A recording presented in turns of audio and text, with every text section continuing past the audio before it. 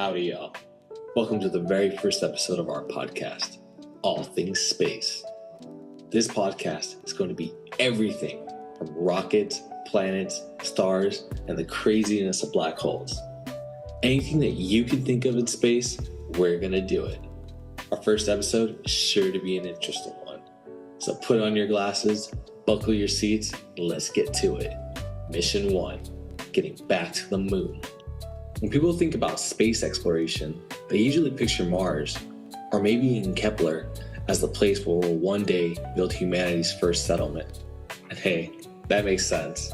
A new planet, a whole new world to explore, but the reality is, our best training ground is right next door. The moon is cold, bleak, has low gravity, and sits about 250,000 miles from Earth. The conditions kind of suck. And that's exactly why it's the perfect place to train. It will force us to adapt to a zero-G, zero-oxygen environment. Plus, it has a low escape velocity and relatively short travel time, making round trips a lot more manageable than missions to Mars. The moon gives us a chance to rigorously test and refine the technology and infrastructure needed for long-term missions on other worlds. Future missions must be fully self-sufficient, capable of running for months and even years without external help in case of catastrophic failure or death of key personnel. Unlike Mars, the moon is close enough that we could launch a rescue or cargo mission in days.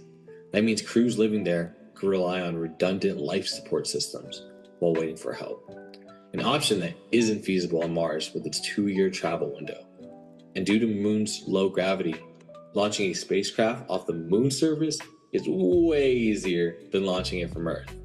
NASA and SpaceX are working together through the Artemis program, a series of missions designed to return humans to the moon and lay the groundwork for future exploration. The timeline currently includes Artemis 1 in 2022, Artemis 2 in 2026, and Artemis 3 in 2027, though some delays are likely. Artemis 1 launched on November 15th, 2022, and was a huge success. It utilized NASA's Space Launch System rocket and the Orion spacecraft.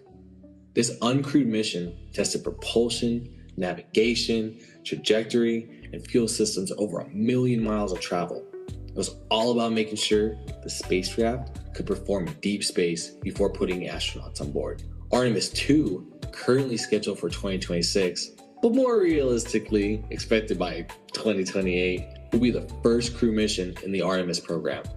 It will carry 4 astronauts around the moon, validating the spacecraft's life support, communication, and safety systems in real time. This will be our most intense deep space mission since the Apollo, and an essential step in preparing for a lunar landing. Then comes Artemis 3, the big tamale. This will be the first mission to land astronauts on the moon. This time, NASA's Orion spacecraft will work in tandem with the lunar lander developed by SpaceX. It's a modified version of Starship known as the Human Landing System, or HLS. Orion will launch from Earth with the crew aboard, while the HLS will already be waiting in orbit, having been launched separately and fueled ahead of time. As Orion approaches the moon, it will perform a transfer trajectory and then execute a circularization burn to settle into low lunar orbit, similar to orbital maneuvers we perform around Earth. Once in orbit, Orion will rendezvous and dock with the HLS. 2 astronauts will transfer into the lander and descend into the moon's south pole. Once on the surface, the astronauts will perform extravehicular activities. In layman's terms, they are going to be walking on the moon's surface. They'll be conducting research and field testing NASA's new XEMU spacesuits. These suits are self-regulating in oxygen, temperature, and humidity, and come equipped with real-time diagnostics that alert the wearer of any issues beforehand. The Artemis 3 mission highlights just how far we've come in spacecraft design, especially with SpaceX's new Starship. While Orion will return the astronauts to Earth, the human landing system that takes them to the moon's surface is based on a completely new way of thinking about space travel. Getting to the moon, landing safely, supporting human life, and launching back again are all incredibly complex challenges These engineers must consider radiation shielding, thermal protection systems, autonomous landing, propulsion, navigation, and fuel efficiency. Starship is being designed to handle all of these complexities and more. The great thing about Starship is that it is reusable. Before SpaceX was around, rockets were single-use. Elon describes it like flying an airplane across the country and then throwing it away and then having to rebuild a new aircraft just to get back home. Absolutely crazy. Not only is Starship designed to be reused, it also has an enormous payload capacity of around 150,000 kilograms. That is over 20 times the capacity of the Dragon capsule.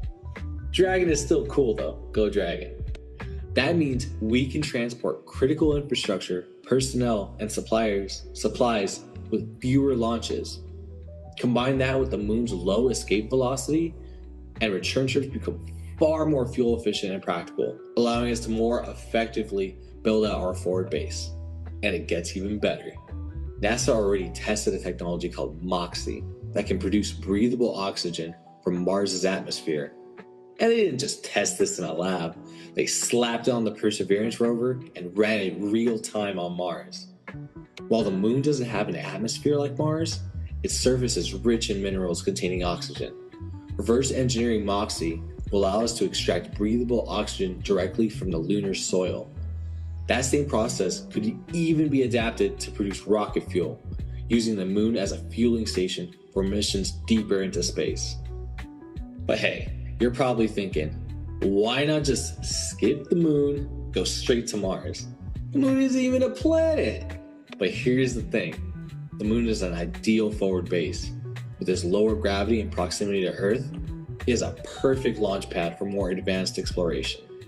The fuel efficiency we gain from launching off the moon instead of Earth is tremendous, and the more effective we become at building, supporting, and launching missions from the moon, the sooner we start settling on the solar system.